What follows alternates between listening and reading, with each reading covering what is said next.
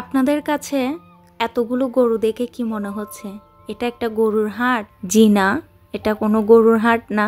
আমিও প্রথমে ভিডিও দেখে ভেবেছিলাম এটা একটা গরুর হাট, বাট পরবর্তীতে জানতে পারি আমার ছোট বোনের কাছ থেকে আর কি বলছিল যে আমাদের বাড়িতে আর হচ্ছে পাশের বাড়ি মিলিয়ে এতগুলো গরু কেনা হয়েছে। তো আরো গরু ছিল নাকি, এগুলো অন্যান্য দিকে বাঁধা ছিল। তো যাই হোক, দেখে তো মনটা একদম ভরে গেল। অনেক সুন্দর সুন্দর গরু না? আপনাদের কাছে কেমন লাগলো গরুগুলো দেখতে অবশ্যই কমেন্ট সেকশনে কমেন্ট করে জানাবেন। ঈদ মোবারক, আসসালামু আলাইকুম ওয়া রাহমাতুল্লাহি ওয়া বারাকাতুহু। বরাবরের মতো আবার একটি নতুন ব্লগ ভিডিও দেখার জন্য আপনাদের সবাইকে ওয়েলকাম জানাচ্ছি। আজকে আপনাদের সাথে শেয়ার করব দু রকমের কোরবানি ঈদ স্পেশাল মাংসের রেসিপি। সেই সাথে শেয়ার করব কিভাবে ডো তৈরি করা ছাড়া, মানে রান্না করা ডো তৈরি করা ছাড়া চালের রুটি তৈরি করবেন। তো চলেন তাহলে বিসমিল্লাহ বলে শুরু করি। এখানে আমি নিয়ে নিয়েছি 5 থেকে 6 কেজি মাংস। আর মাংসগুলো কিন্তু মিক্স মাংস। কোরবানি মাংস কেমন হয় আশা করি সবাই জানেন। এরপরে 2 কাপ আদা রসুন বাটা দিয়ে দিয়েছি। 2টো বড় সাইজের টমেটো কুচি করে দিয়েছি, দেখতেই পাচ্ছেন। তার সাথে এখন দিয়ে দিয়েছি হচ্ছে 2টো পেঁয়াজ, খুবই বড় সাইজের পেঁয়াজকে আমি ব্লেন্ডারে ব্লেন্ড করে নিয়েছি, ফাইন পেস্ট করিনি। তো এরপরে দিয়ে দিচ্ছি টক দই। টক দইয়ের পরিমাণ কম ছিল সেজন্য 1/4 কাপ মতো দিয়েছি, আপনারা চাইলে আরও বেশিও দিতে পারেন। তো যাই হোক, এরপরে দিয়ে দিচ্ছি লবণ। লবণটা প্রথমে কম দিব, পরবর্তীতে অ্যাড করে দেওয়া যাবে, সমস্যা নেই। এরপরে দিয়ে দিচ্ছি গোলমরিচ, সাথে দিয়েছি 3-4টে এলাচ। এরপরে দিয়ে দিয়েছি লবঙ্গ, তার সাথে বড় সাইজের 1 টুকরো দারুচিনি। আমার দারুচিনির ফ্লেভারটা খুবই কিন্তু স্ট্রং, যার কারণে আমি 1 টুকরোই দিয়েছি। এরপরে উঁচা করে 1 টেবিল চামচ পরিমাণ দিয়েছি হচ্ছে নর্মাল জিরা পাউডার, যেগুলো কিনা দোকানে বিক্রি করে। তার সাথে 1 টেবিল চামচের চাইতেও কম দিয়েছি ভাজা জিরার গুঁড়া, কারণ পরবর্তীতে আরও কিছু অ্যাড করব সেজন্য।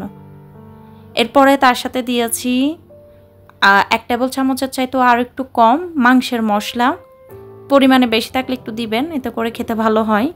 তার সাথে দিয়েছি হচ্ছে গরম মশলা 1/2 টেবিল স্পুন, লাল মরিচের গুঁড়া উঁচা করে 1 চা চামচ পরিমাণ দিয়েছি, হলুদের গুঁড়া 1 চা চামচ পরিমাণ, ধনিয়া গুঁড়া উঁচা করে 1 টেবিল চামচ পরিমাণ। তো এই মশলায় কিন্তু হবে না, আমি মশলার পরিমাণ কম দিয়েছি এই কারণে। এখানে আমি মেজবানি মাংসের মশলার একটা প্যাকেট ইউজ করব, সেজন্য আপনাদের হাতের কাছে যদি রাঁধুনিটা থাকে তাহলে অবশ্যই রাঁধুনিটা দেওয়ার চেষ্টা করবেন। আমার হাতের কাছে অ্যাভেলেবল ছিল না, যার কারণে আমি প্রাণেরটা ইউজ করছি।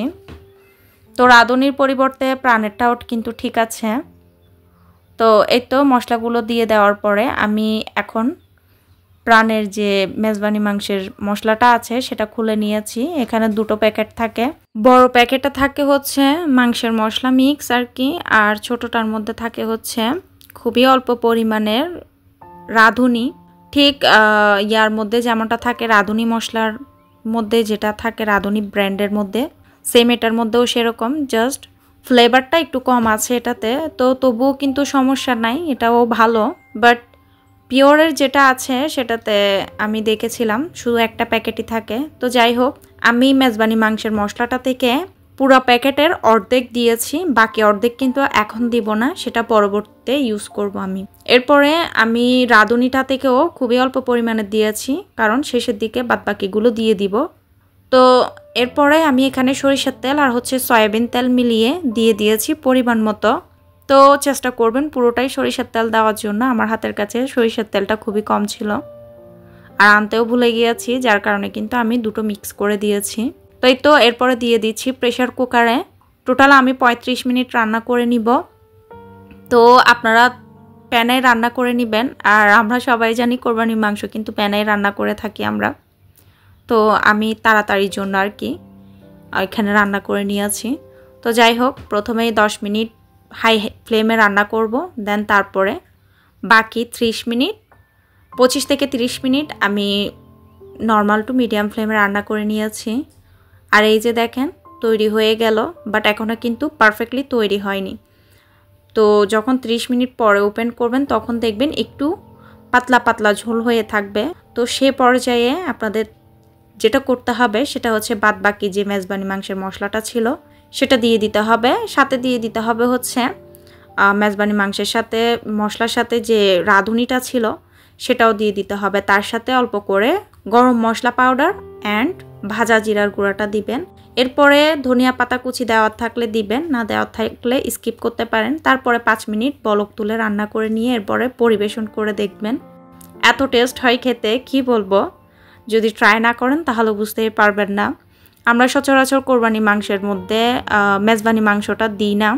তো আপনারা যদি সেটা না দেন তাহলে যেটা করতে পারেন সেটার রেসিপিও আমি দিব, এটার পরে দেখতেই পাবেন।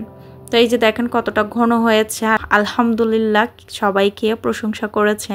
তো আমি পরিমাণে কম রান্না করেছি এই কারণ এখানে এত বেশি মানুষ নাই সেজন্য। তো এদিকে চলে আসলাম, আমি আরেকদিন রান্না করেছিলাম ছাগলের মাংস, এটা কোরবানির আগে রান্না করেছি। তো ভাবলাম রেসিপিটাও আপনাদের সাথে শেয়ার করি। এখানে কিন্তু আমি মেজবানি মাংসটা ইউজ করব না, মাংসের মশলাটা ঘরোয়া মশলা দিয়ে তৈরি করব। তো এখানেও সেম আমি ছাগলের মাংসের মধ্যে কলিজা, ফেসকা, গুদ্দা মানে সব রকমের মিলিয়ে নিয়েছি। দেন সেখানে অ্যাড করেছি হচ্ছে গোটা গরম মশলা, আদা রসুন বাটা প্রায় 4 টেবিল চামচ মতো হবে, যেটা দেখতে পাচ্ছেন আপনারা বরফ করা সেটাই আর কি। তারপরে বড় সাইজের একটা পেঁয়াজকে ব্লেন্ড করে দিয়ে দিয়েছি। দেন তার সাথে আমি অ্যাড করে দিয়েছি ধনিয়ার গুঁড়া, জিরার গুঁড়া, হলুদের গুঁড়া, মরিচের গুঁড়া, মাংসের মশলা, গরম মশলা। তো এখানে কিন্তু ঘরোয়া মশলা দিয়েই রান্না করছি, শুধুমাত্র অ্যাড করেছি মাংসের মশলাটা। আপনারা অবশ্যই চেষ্টা করবেন যখনই মাংসের মানে রান্না করেন মাংসের মশলাটা একটু দেওয়ার জন্য, এতে করে টেস্টটা অনেক বেশি বেড়ে যায়। তো প্রাণের একটা মাংসের মশলার বক্স বিক্রি করে আর কি, তো জারে করে, তো সেটা নিলে কিন্তু অনেক দিন চলে যায়। এই মাংস আমি কিন্তু সরিষার তেলে রান্না করছি। তো এই তো এরপরে আমি সব কিছু দিয়ে ভালো করে মিক্স করে নিয়েছি আর লবণটাও দিয়ে দিয়েছিলাম। তারপরে আমি এগুলোকে, যেহেতু ছোট ছাগল তো সেহেতু কিন্তু বেশিক্ষণ রান্না করতে হয়নি, 25 মিনিট রান্না করেছি, এতে করে হয়ে গেছে। 25 মিনিট পরে সেম আমি আরও একটু মাংসের মশলা, তারপরে হচ্ছে একটু ভাজা জিরার গুঁড়া আর হালকা একটু গরম মশলা দিয়ে বলক তুলে নামিয়ে নিয়েছি। এই জিনিসটা মাংস রান্না করার ক্ষেত্রে ট্রাই করে দেখবেন। শেষের দিকে মানে মাংসটা হয়ে যাওয়ার পরে এই মাংসের মশলা, এরপরে হচ্ছে ভাজা জিরার গুঁড়া, তারপর হচ্ছে অল্প গরম মশলা দিয়ে বলক তুলে নামিয়ে নিতে দেখতে পারবেন আপনার মাংসর টেস্টটা কতটা মানে মজা হয়। তো এরপরে ঝোলালা মাংসগুলো আমি আলাদা করে রেখেছি অর্ধেক, আর অর্ধেক নিয়ে আমি হালকা তেল দিয়ে আলাদা প্যানের মধ্যে ভেজে নিয়েছি, দেখতেই পাচ্ছেন। তো দুটো টেস্ট কিন্তু 2 রকমের হবে, অনেক মজা খেতে। যারা ট্রাই করেননি এভাবে ট্রাই করে দেখতে পারেন। আর যদি বাসায় গেস্টও আসে আপনারা চাইলে এভাবে একটার থেকে 2টো রেসিপি বানিয়ে নিতে পারবেন। খেয়েও বুঝতেই পারবে না যে এটা একটাই রেসিপি, খেলে বুঝবে বা খেলে মনে হবে এটা 2টো রেসিপি দুভাবে করে রান্না করেছেন। তো এই তো এখন চলে আসি আমি আপনাদের সাথে শেয়ার করতে যে কি বলা হয় চুলার মধ্যে চালের গুঁড়ার ডোটা রান্না করা ছাড়া কিভাবে তৈরি করবেন। এখানে আমি চালের গুঁড়া আর হচ্ছে ময়দা একসাথে সেম কোয়ান্টিটিতে নিয়েছি, তার উপরে লবণ দিয়ে মিক্স করে এর উপরে দিয়ে দিয়েছি হচ্ছে একদম ধোঁয়া ওঠা বলক ওঠা গরম পানি। এরপরে অল্প অল্প পানি দিয়ে আমি সুন্দর করে মিক্স করে নিয়েছি, তারপরে সুন্দর করে বেলে নিয়েছি। এতে করে কিন্তু খুব সহজে চালের রুটিটা তৈরি হয়ে যায়, আর খেতেও কিন্তু খারাপ হয় না, খুবই ভালো হয়। আর এখন দেখিয়ে দিচ্ছি ভেজেও যে এগুলো ফুলবে কিনা। তো দেখতে পাবেন এগুলো খুব সুন্দর করে ফুলে উঠবে। আর একটা কথা, এগুলো রান্না করার পরে মানে যখন পুড়ে নেওয়া হয়ে যাবে তখন কিন্তু গরম গরম অবস্থাতেই যে কোনো হট ক্যারিয়ার তা না হলে যে কোনো বক্সে রেখে দিবেন, এতে করেই দেখবেন এগুলো অনেক নরম থাকবে। দ্বিতীয়বার কিন্তু গরম করে খাওয়ার সময়ও শক্ত হবে না। তো এই যে দেখেন কি সুন্দর করে ফুলে উঠেছে, খুব সুন্দরভাবে ফুলে উঠেছে। আপনারা যদি সুন্দরভাবে ডোটা তৈরি করতে পারেন তাহলে আপনাদের রুটি পারফেক্ট হবে ইনশাল্লাহ। তো এই পাশে ঘর বাড়ি কীভাবে পরিষ্কার পরিচ্ছন্ন করলাম তার আগে একটা টিপস দেখেন, আমার হাজব্যান্ডের বুদ্ধি আর কি। তো ওয়াশিং মেশিনটা বাথরুমে কিন্তু আটে না বা জায়গা নাই, সেজন্য কিন্তু বাথরুমের নলটাকে উল্টিয়ে দিয়ে পানি পুড়িয়েছে, দেখতেই পেয়েছেন কত সুন্দর করে। এরপরে আমি কাপড় চোপড় যা ছিল কোরবানি ঈদের আগে আগে ওয়াশ করে নিয়েছি। এরপরে এই যে বিছনাপাতি গোছগাছ করে নিচ্ছি। তো অনেকের মনে এটা আসতে পারে যে কিরে আপু তো এইমাত্র বেডশিটটা ওয়াশ করেছে আবার কিভাবে। তো এটা ছিল আরও একদিন পরের ভিডিও আর কি। আর এই বেডশিটটা বড় অনেক, সেজন্য কিন্তু আমার এটা বেশি বিছানো হয়। তো যাই হোক, এপাশে চলে আসলাম একটা জিনিস শেয়ার করতে, সেটা হচ্ছে ব্ল্যাক গার্লিক। তো আমি তো প্রথমেই শুনেছি যখন আমার হাজব্যান্ড আনছে, তখন আমি কিন্তু আগে জানতাম না ব্ল্যাক গার্লিকও আছে। তো অনলাইনে নাকি আমাদের দেশে সেল করতেছে 1500 থেকে 1600 1400 এমন টাইপসের আর কি। তো এখানে 11.5 দিরহাম দিয়ে এনেছে। তো এটার টেস্ট কেমন সেটা একটু বলি, আর এগুলো খেলে কি হয় সেটাও বলবো। তো এটা দেখতে কিন্তু পেঁয়াজের মতো, দেখতেই পাচ্ছেন, বাট উপরে কিন্তু দেখা গিয়েছে রসুনের মতো। তো যাই হোক, এটা হচ্ছে পেঁয়াজের মতো, একটু একটু রসুনের সুগন্ধ আছে, বাট পেঁয়াজের টেস্টটা আর হচ্ছে পেঁয়াজের সুগন্ধটাই বেশি। আর খাওয়ার সময় মনে হবে আপনি আচার খাচ্ছেন। তো এগুলো খেলে নাকি হার্টের সমস্যা দূর হয়, এটাই শুনেছি। আরও কিসের কিসের কথা জানি বলেছে। তো যাই হোক, এই যে দেখেন, বিদেশে এসে ঝাঁটার মর্মটা বুঝতে পেলাম আর কি। অনেক দাম। তো ঝাঁটার কাহিনী অন্য একদিন শেয়ার করব। তার আগে এই যে দেখেন চুলার মধ্যে ডাল পড়ে কি অবস্থা হয়েছে আজকে আপনাদের সাথে শেয়ার করব। এভাবে যদি তরকারি পড়ে যায়, চায়ের লিকার বা দুধ পড়লে কি করবেন? চুলাটার সাথে সাথে ওয়াশ করতে হবে নাকি পরে করবেন? আমি বলবো সাথে সাথে ওয়াশ করে নেবেন। কারণ কেননা আপনার যদি পোড়া তরকারি বা চায়ের লিকার দুধ এগুলো পুড়ে মানে পোড়া যে চুলার মধ্যে পড়ে, সে চুলার মধ্যে রান্না করেন, এগুলো কিন্তু একদম মানে শক্ত হয়ে লেগে যায়, পরবর্তীতে তুলতে অনেক কষ্ট হয়ে যায়। তো যাই হোক, আমি উপরের অংশে ফোমের জালি দিয়ে ক্লিন করে নিয়েছি, ভিনেগার লিকুইড, এরপর হচ্ছে বেকিং সোডা দিয়ে। তারপরে ভেতরের অংশে দেখেন কি করছি, গরম গরম কিন্তু অবস্থায় ক্লিন করে নেবেন। আর গরম গরম তো ক্লিন করতে পারবেন না, তখন যেভাবে ক্লিন করবেন সেটা একটু দেখিয়ে দিচ্ছি, দেখতেই পাচ্ছেন। চুলার উপরে পানি দিয়ে দিবেন, ঠান্ডা করে তারপরে কিন্তু এটা ক্লিন করে নেওয়ার চেষ্টা করবেন। এতে করে কিন্তু আপনার হাতও পুড়বে না আর আপনার কষ্ট অনেক বেশি কম হবে।